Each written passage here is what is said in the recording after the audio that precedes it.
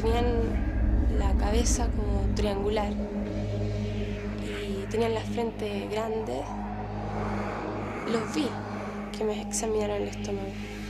Veo al fondo, 15 metros de distancia, 10 metros, una silueta con carácter humana. Se ve una niebla que me rodea prácticamente y en ese momento aparece un individuo, un ser, que yo creo que esta es la primera vez que lo cuento en televisión.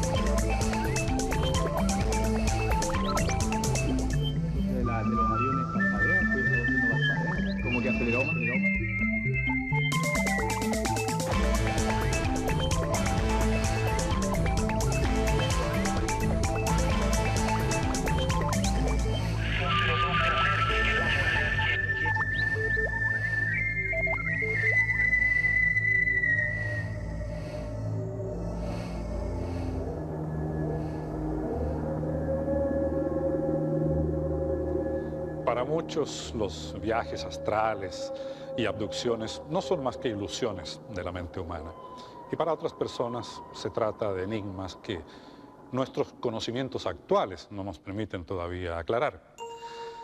Pero también hay personas que creen haber tenido contacto con otros mundos, vivencias reales que se han llevado a cabo en lugares tan cotidianos como su hogar o su lugar de trabajo. Durante los últimos 40 años, tanto en Estados Unidos como en Chile, aumentan los reportes sobre las llamadas abducciones o encuentros cercanos del cuarto tipo. Los ufólogos llaman de esta manera a los presuntos secuestros que serían perpetrados por seres extraterrestres para examinar, o para otros propósitos que desconocemos, personas de ambos sexos, generalmente en edad fértil. Siguiendo el rastro de un caso que presentaba características de abducción, viajamos hasta los alrededores de Punta Arenas, en la región de Magallanes.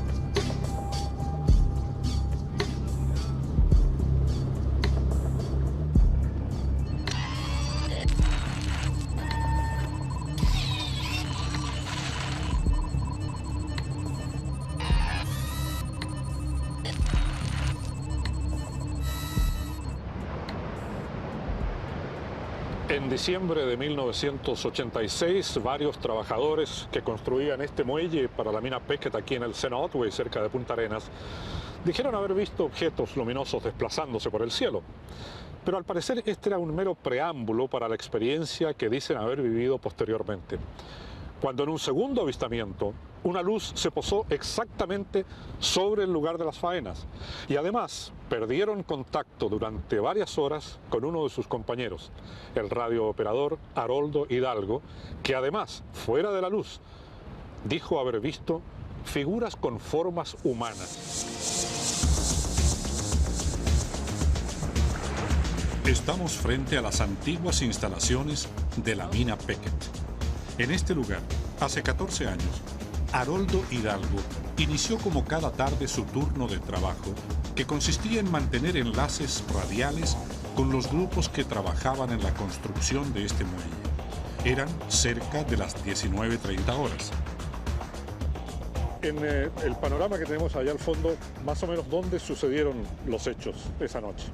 En el primer promontorio, que comienza inmediatamente después del nivel del mar, el primer montículo de terreno que se aprecia contra el cielo, el más bajo. Puntualmente, en el lugar físico donde yo estaba, que constituía una especie de pasillo,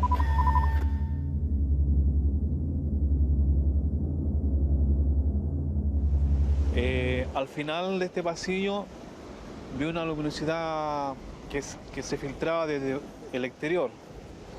y esta luminosidad desembocaba dentro de las oficinas. Entonces me acerqué hacia la oficina, caminé unos 20 metros y por la ventana que daba hacia el exterior me asomé y no vi la fuente originaria de luz, buscando yo lo que podría ser un foco.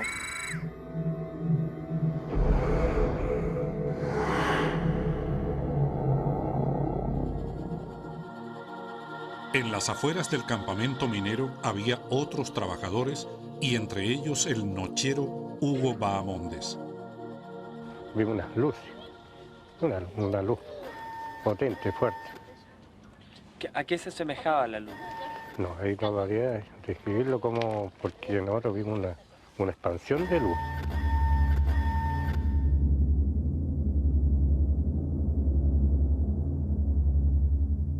El área mía era la parte principal donde trabajaba el radiooperador, que Aroldo Hidalgo. Entonces yo, bueno, pasé un lapso, no sé qué tiempo, y ya me empecé a preocupar por mi compañero.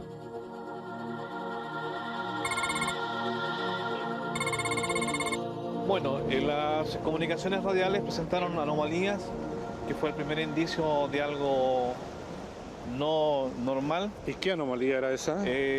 No pude establecer contacto con ninguna de las estaciones, todas están en un radio perimetral de no más de 1000 metros, y las unidades náuticas, que eran varias, entre ellos un buque de la Armada, a no más de un par de millas de distancia. Ya. No había caso de establecer otro contacto. No hubo posibilidad alguna. ¿Durante cuánto rato fue eso? Podría decirse durante un par de horas. ¿Y la luz se posó en algún lugar ahí en la mina?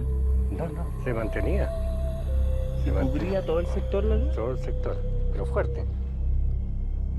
Bahamondes y otros trabajadores habrían visto el objeto volador no identificado proyectando su luz sobre el campamento minero al mismo tiempo en que Aroldo Hidalgo permanecía encerrado junto a los equipos de radio. Más adelante veo al fondo, 15 metros de distancia, 10 metros, una silueta con carácter humana. ¿Afuera? No, dentro del recinto. Dentro del recinto. Dentro del recinto. Una figura más o menos con forma humana. Corpórea, claro. Corpórea, digamos, indefinida en lo que podría decir en su vestimenta. Entonces, tengo la impresión de que yo me acerqué sin ninguna especie de miedo hacia lo que podría ser esta figura. Y de ahí tengo un lapsus que no sé nada más. Pierde la noción. Exacto.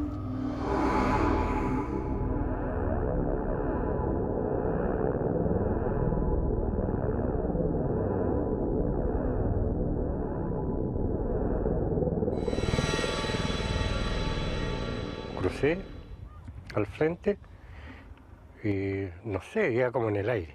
Para mí como en el aire porque aparte me tiritaban las piernas, el cuerpo y todo.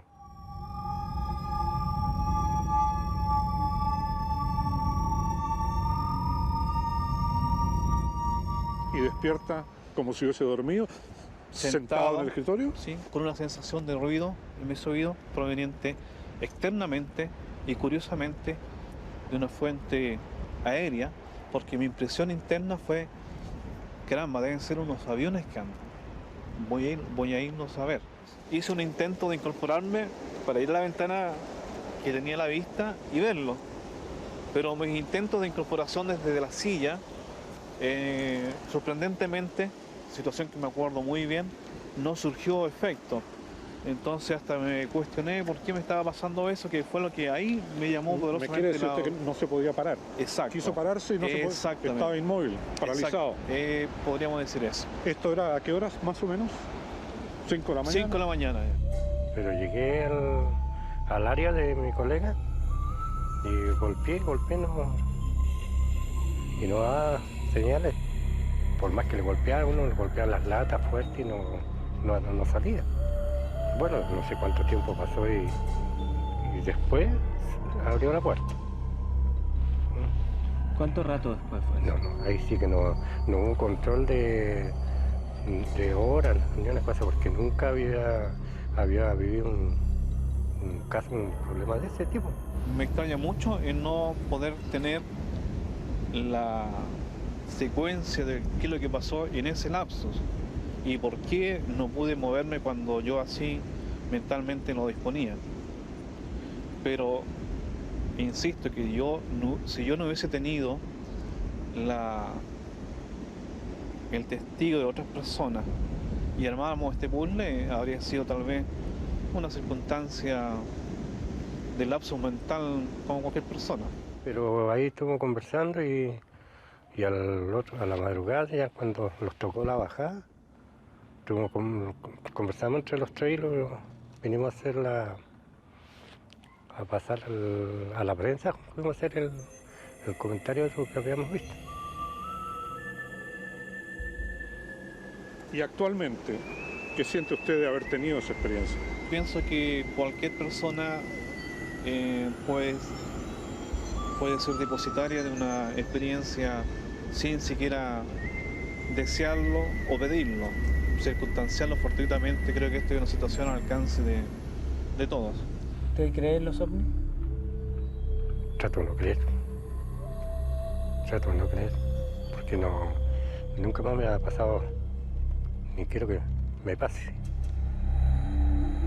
El avistamiento de un objeto volador no identificado, la aparición de siluetas de aspecto humanoide y la sensación de tiempo perdido o missing time son elementos que, según los ufólogos, corresponden a las características de una abducción o encuentro cercano del cuarto tipo. Convencer a Haroldo Hidalgo para que contase en cámara su historia no fue fácil. Por ahora, aunque solo recuerda parcialmente lo ocurrido aquella noche, no desea someterse a una hipnosis regresiva. En la misma región de Magallanes existen testigos como la conductora de televisión Miroslava González, quien tras una regresión consiguió reconstruir lo que le habría ocurrido a ella y a su esposo durante un encuentro con un ovni en los alrededores de Punta Arenas. Pero ella aún no quiere difundir el contenido de aquella hipnosis. Con esto tan, para mí, impresionante, el aluminio.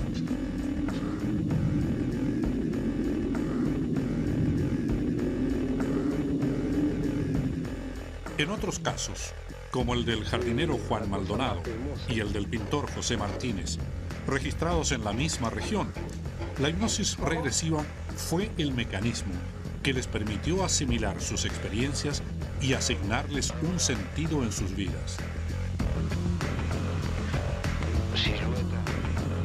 Para los ufólogos, debido a este tipo de casos, la región de Magallanes se ha convertido en una verdadera zona caliente o pasadizo de ovnis.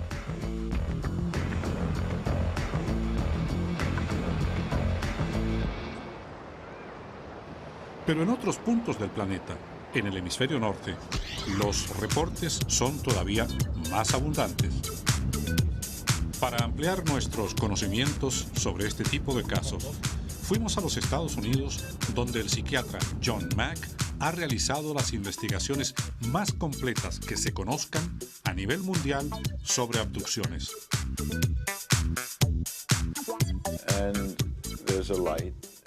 Hay una luz, un sonido de vibración y luego se les paraliza y se las llevan. Eso es lo que dicen, flotando por el pasillo. Salen por las ventanas, muros o paredes.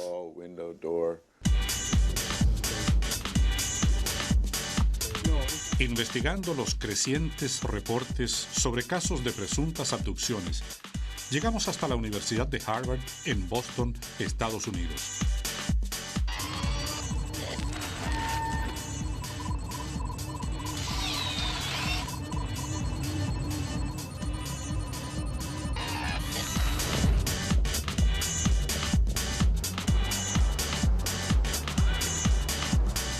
Un profesor de la Universidad de Harvard, aquí en Boston, psiquiatra, ha dedicado los últimos años de su vida a estudiar el fenómeno de las abducciones. Desde esta universidad, John Mack se ha convertido en el mayor experto mundial en el tema. Su trabajo ha sido reconocido, con el premio Pulitzer y personalmente ha investigado cerca de 200 casos y ha publicado libros y estudios especializados sobre estos llamados encuentros cercanos del cuarto tipo. Gracias al empleo de técnicas como la hipnosis regresiva, ha conseguido detallados antecedentes sobre lo que ocurriría durante un proceso de abducción. El núcleo de la experiencia es que al parecer a la persona la visitan y, como dije anteriormente, esto se remonta a la niñez. Serían uno o más seres extraños, usualmente con grandes ojos negros. También hay otros tipos con forma de reptiles o de humanos. ¿Tienen forma de reptil, pero se paran sobre dos pies o se arrastran? Sobre dos pies. Parecen reptiles. Son criaturas extrañas y dan mucho miedo. Pero la situación típica es que las personas están en sus casas. Generalmente ocurre de noche, pero no siempre. En 1999, dimos a conocer un caso que coincide con las situaciones descritas por John Mack. La joven peluquera chilena Ketty Belma Núñez aseguraba haber recibido en su hogar, en la ciudad de Iquique, lo que los ufólogos llaman una visita de dormitorio. Cuando un equipo de nuestro programa la acompañó a 2 sesiones de hipnosis regresiva, ella describió a un ser de aspecto alienígena cuyo rostro dibujó después sobre la arena de la playa. Míralo, puedes mirar. Sí. Míralo cara a cara, míralo de frente. Sin miedo, Ketty. Puedes mirarlo, hazlo nomás. Eso tenía encima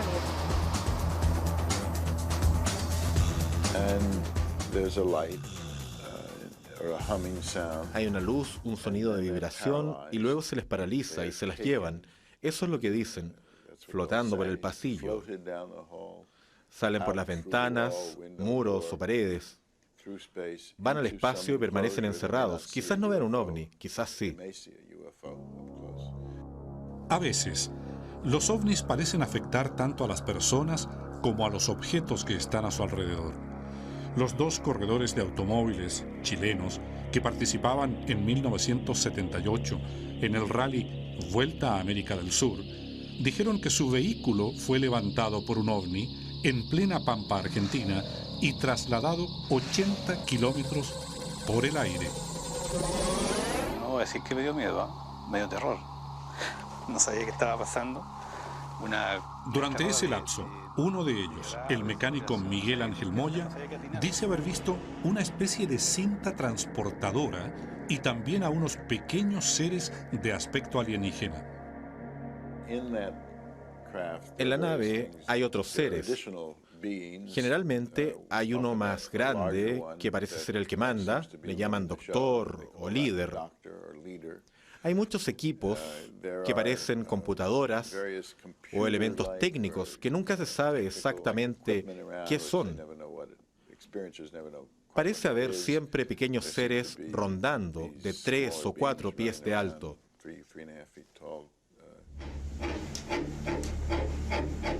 En casos como el del pintor español José Martínez, que asegura haber sido abducido mientras pescaba en las afueras de Punta Arenas, los seres alienígenas le habrían practicado exámenes, pero al mismo tiempo se comportaban, dice, de manera amistosa. ¿De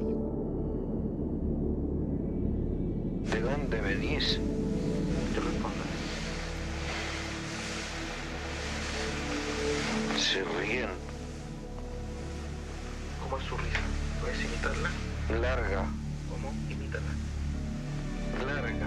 Después de una hipnosis regresiva, Martínez pintó estos cuadros que representan a los seres que dice haber visto en esa experiencia. Luego se les hacen pruebas o se les pincha con instrumentos de apariencia extraña, que a veces son dolorosos, pero más que nada causan miedo. Generalmente los tocan con algo que los calma. Surge un patrón reproductor que se relaciona con una serie de abducciones y experimentos que resulta en la creación de lo que parece ser un tipo de especie híbrida entre los humanos y esos seres, que en algún momento nacen. Ese es el tipo de núcleo de una experiencia física. Ahora, ¿qué tan literalmente físico sea todo esto? No sé, pero las historias y las narraciones son consistentes. No hay evidencia. No hay ausencia de ella. Hay evidencia, hay cortes, marcas en las personas. Sienten que tienen protuberancias donde creen que les han hecho implantes. Hay evidencia. Sí. Por ejemplo, las lesiones a la piel parecen relacionarse con las experiencias. Las personas llegan con cortes, pinchazos. Ningún dermatólogo o doctor de la piel se va a parar frente a un directorio médico y decirles, bueno, los alienígenas lo hicieron. Por ejemplo, la joven Ketty Belma Núñez sufrió quemaduras después de la extraña experiencia vivida en su casa. Las marcas en su piel tenían la forma de grandes manos que parecían haberla abrazado. Me desabroché y me empecé a mirar. Y ahí fue cuando me recorrió el colazo por todo el cuerpo. Examinada por 2 dermatólogos, ambos llegaron a conclusiones distintas. Es producto de una quemadura tipo A, superficial, producida, que tiene la silueta de una mano, que puede ser producida por un guante de esos refractantes que existen, que se calentó en algún objeto y la tomaron de esta forma. No, para nada. No, para nada. No. Además, la persona se da cuenta inmediatamente. Si yo me acerco a ti y te pongo la mano y te quemo, claro, pues como es un cuchillo. Ketty conserva hasta hoy estas fotografías como evidencia de la experiencia sobrenatural que ella asegura haber vivido.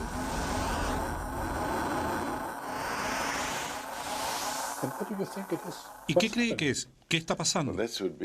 Si yo dijera qué es, usted tendría que entender que solo es una opinión. No es ciencia en ningún sentido. No, me interesa su opinión. Mi opinión es que hay algún tipo de retroalimentación del cosmos. Para acercarse a esto, de alguna manera, se tiene que estar dispuesto a aceptar que existe otro tipo de inteligencia en el cosmos, aparte de nosotros.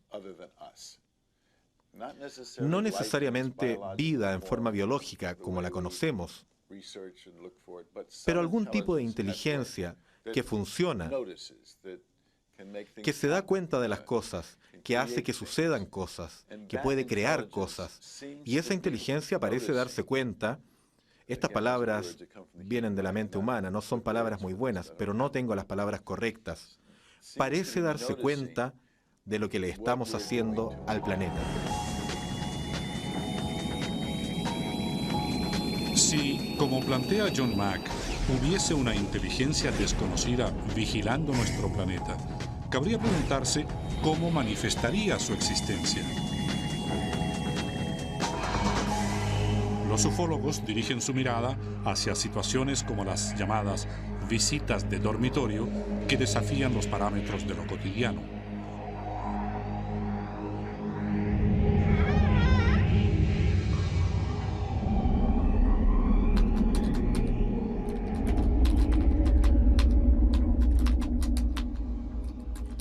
La estudiante universitaria Catalina Ostornol cree haber vivido una de estas situaciones en 1998 en su propia casa, donde habría sido visitada, según su testimonio, por seres de aspecto alienígena.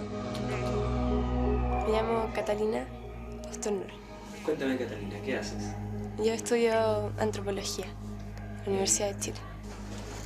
Fue en 1998. Yo me había acostado como a las 10 de la noche, alrededor. Recién había apagado la luz, me acosté como de lado, mirando hacia el closet.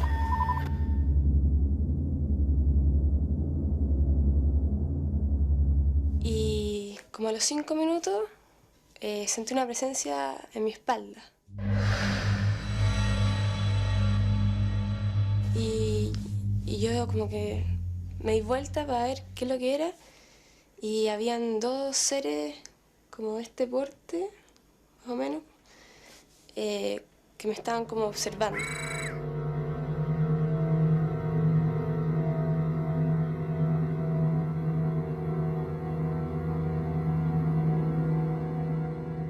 Cuéntame cómo eran los personajes que viste. ¿Qué forma tenían? Bueno, tenían la cabeza como triangular, como así. Y tenían la frente grande, con arrugas. Catalina dibujó para nosotros un boceto de los dos seres que asegura haber visto aquella noche de 1998. Tenían los ojos como los que siempre se dibujan y una boca súper chica y las orejas puntiagudas. Pero estaba paralizada. No, cuando los vi como que me hice así y me quedé así. Y no pude reaccionar, no pude hablar, nada. Solamente los pude ver.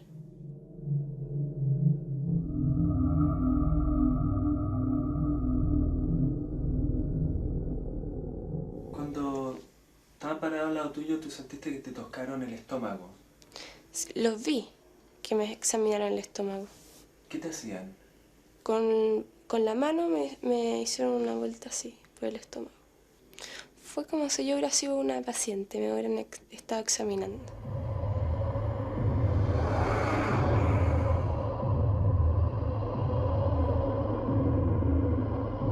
Fue toda una cuestión muy rápida. Como que se cambiaron de estructura a luz, en unas de luz blanca, y se giraron y salieron por la ventana.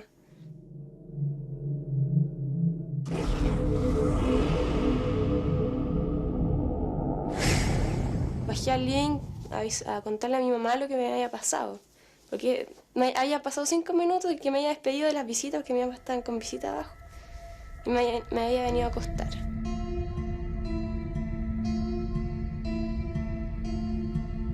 ¿No podría haber sido un sueño? No, porque estaba con los ojos abiertos todo el rato. Estas acuarelas, pintadas por Catalina Ostornol, representan el aspecto de los seres que la habrían visitado en su propia casa. El caso de Catalina Ostornol correspondería a una visita de dormitorio, nombre dado por los ufólogos a aquellas situaciones en que, aunque no existe un avistamiento ovni de por medio, los testigos describen la presencia de seres de aspecto alienígena. Otros investigadores creen ver en estos casos vínculos con fenómenos paranormales.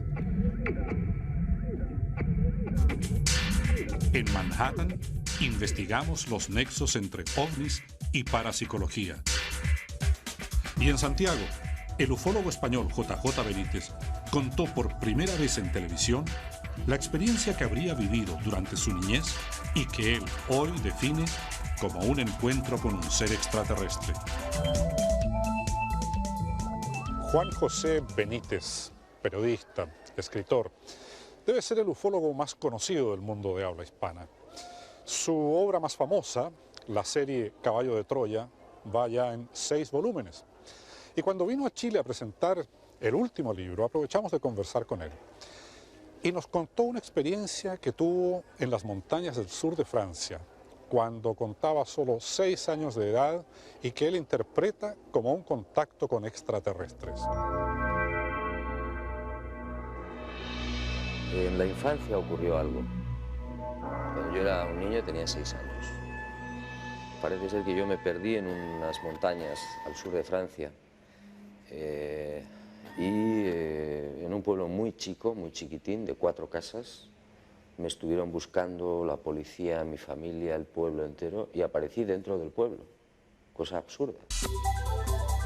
Pasaron 40 años y el escritor, durante un viaje por los Estados Unidos, conversó sobre el caso con una amiga suya. Esta era una doctora que le recomendó someterse a una hipnosis regresiva y él aceptó. Y yo me había resistido siempre porque entendí que no tenía mayor importancia. Me hizo la regresión. y ahí apareció efectivamente, yo estaba jugando en ese momento, por el centro del pueblo pasa un pequeño río cristalino, muy bonito, y yo había salido a jugar solo.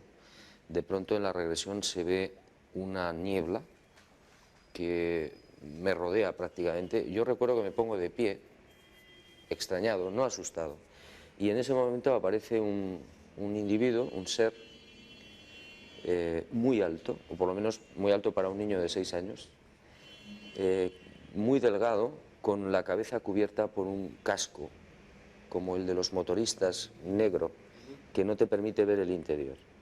Entonces me toma de la muñeca izquierda, no con violencia, pero sí con cierta firmeza, y me lleva sin decir una sola palabra.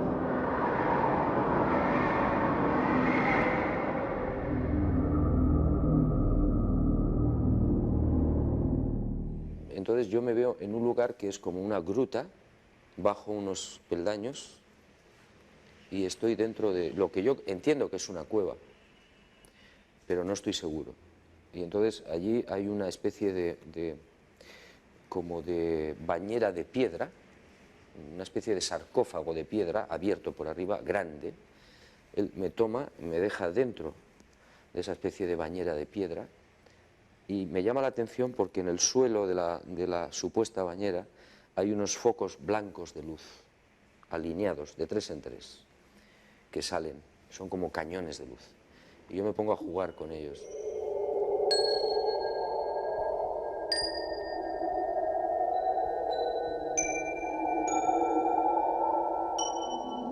Al cabo de un tiempo que no sé precisar, me vuelve a sacar, y entonces se produce una cosa muy curiosa que yo no sé explicarme. Este ser enorme o grande me abraza con un cariño y una ternura tan especiales que parece que se diría que era como mi padre, no sé.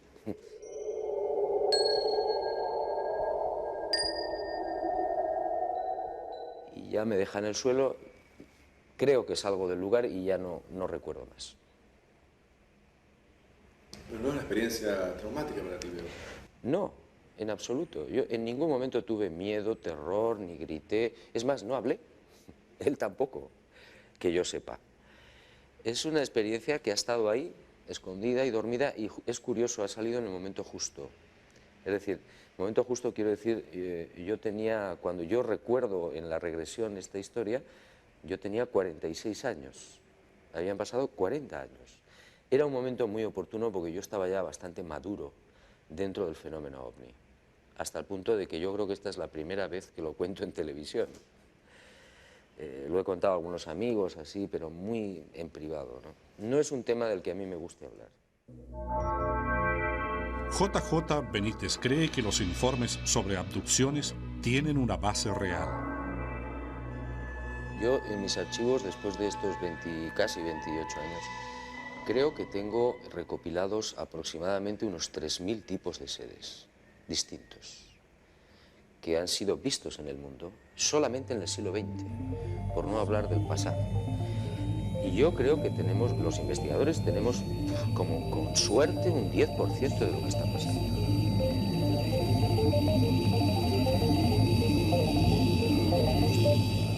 Pero sospechamos, por lógica, que pueden venir de la galaxia, que es un semillero de vida.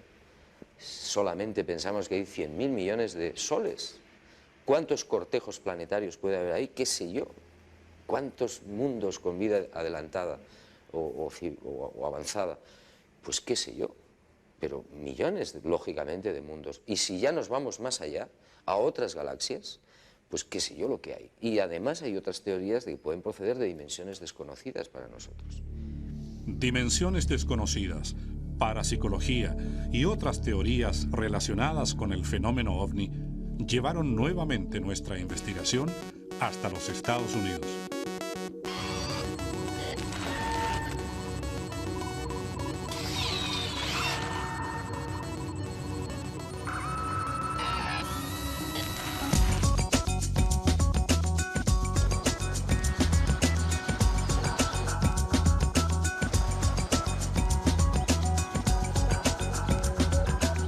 En en la ciudad de Nueva York se concentra la mayor cantidad de estudiosos del fenómeno OVNI de los Estados Unidos y posiblemente del mundo.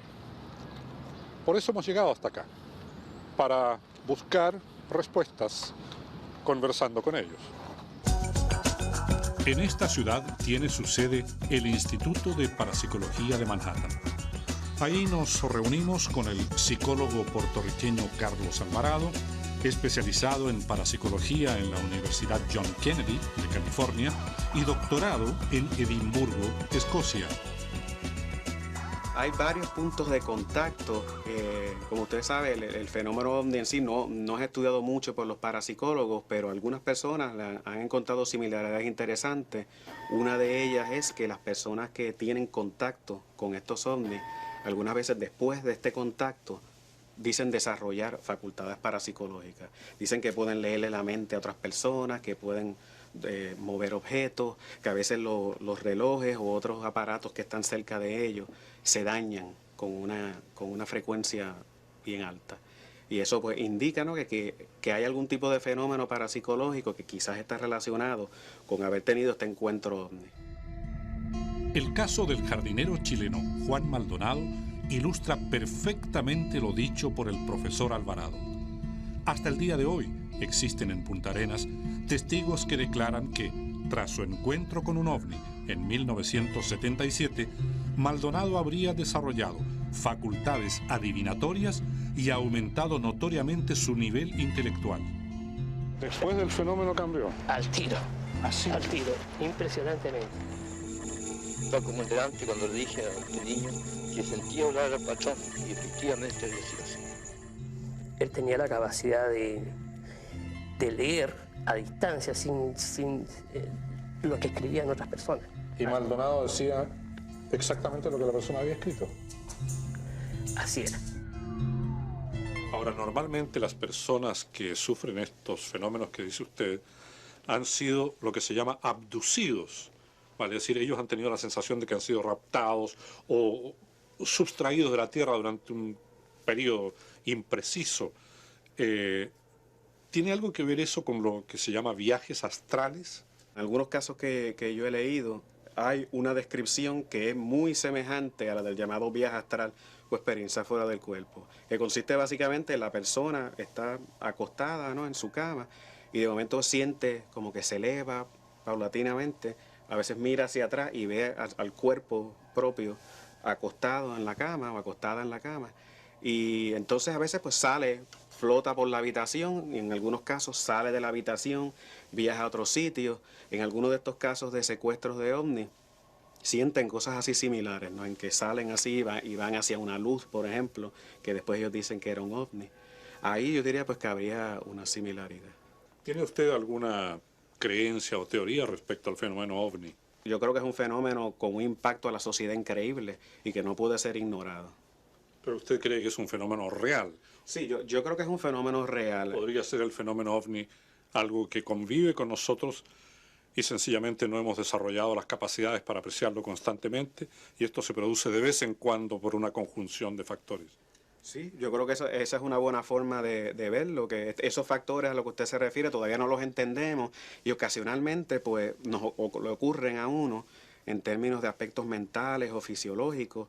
Y por eso, pues de vez en cuando hay personas que tienen este tipo de experiencias, pero no están pasando todo el tiempo, ¿no? Mientras la parapsicología plantea que algunas personas pueden estar más dotadas que otras para percibir fenómenos como los ovnis, hay científicos que creen que es posible, mediante tecnología de punta, hacer contacto con civilizaciones inteligentes que pudiese haber en nuestra galaxia. Estos científicos trabajan en el SETI, Instituto para la Búsqueda de Inteligencia Extraterrestre. Su labor inspiró la película Contacto, protagonizada por Jodie Foster. El líder del SETI, Frank Drake, nos mostró la famosa ecuación con que pretende establecer cuántos mundos inteligentes podría tener la Vía Láctea. Si hubiese otros mundos inteligentes en el universo, es legítimo preguntarse de qué manera podríamos comunicarnos con ellos. En los Estados Unidos hay científicos que creen que el contacto es posible.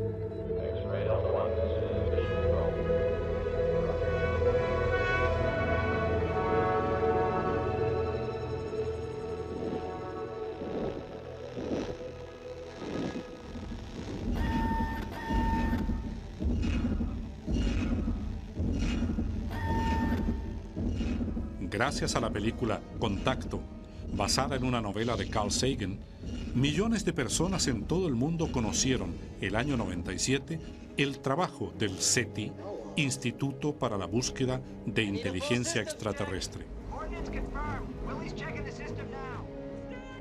Fundado en 1984 por científicos como Carl Sagan y Frank Drake, el SETI posee estos enormes radiotelescopios que escuchan diariamente 28 millones de canales de audio distintos.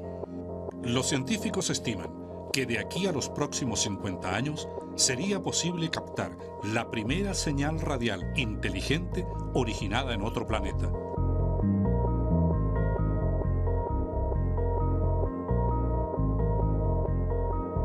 Siempre en Estados Unidos, nos fuimos al SETI en el estado de California.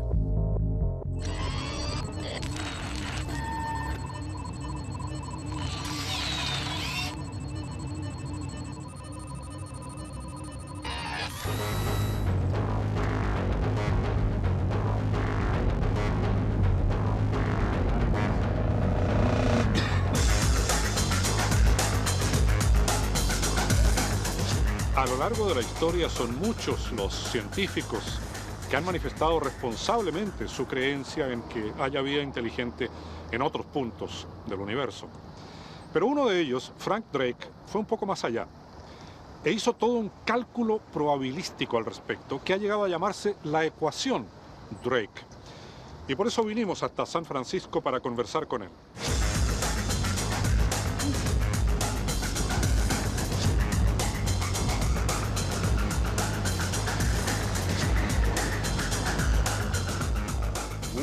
Creemos que la civilización más cercana está a 1000 años luz de nosotros. Y esto significa que hacer una pregunta y esperar una respuesta tomaría 2000 años. Y eso no es muy interesante. Y por eso preferiríamos captar su señal de televisión, para lo cual se puede necesitar un gran radiotelescopio, muy caro.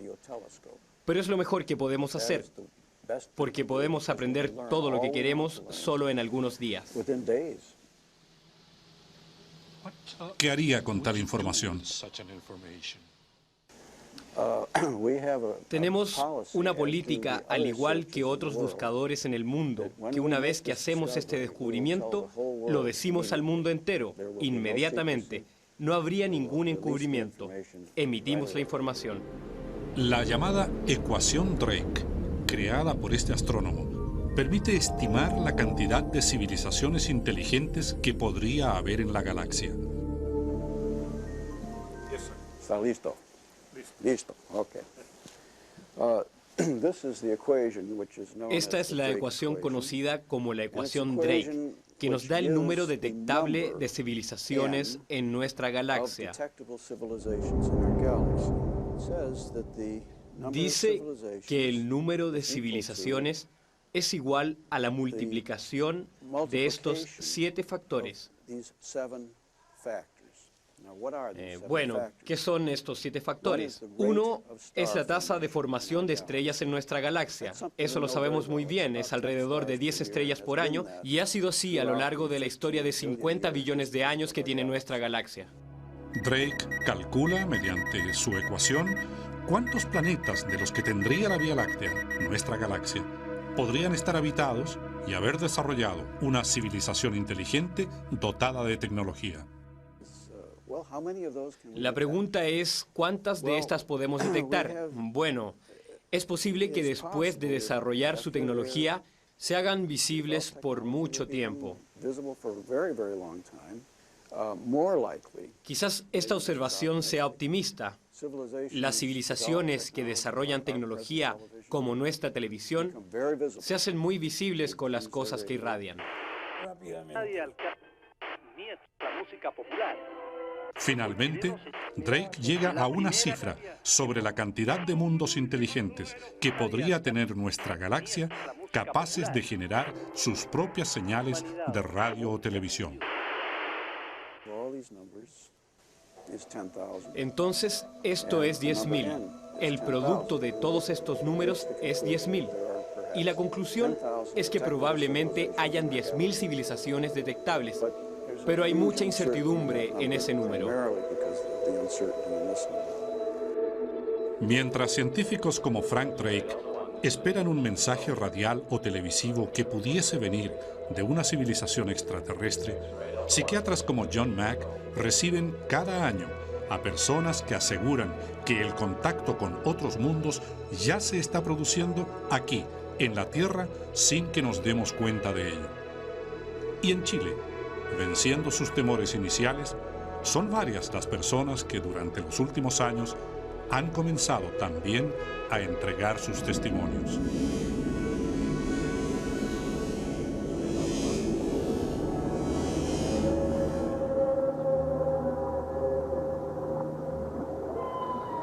Un astrónomo dijo: hemos amado con demasiado fervor a las estrellas como para temer a la noche. Tal vez el rigor en la investigación y la duda razonable no tendrían por qué hacernos temer al misterio.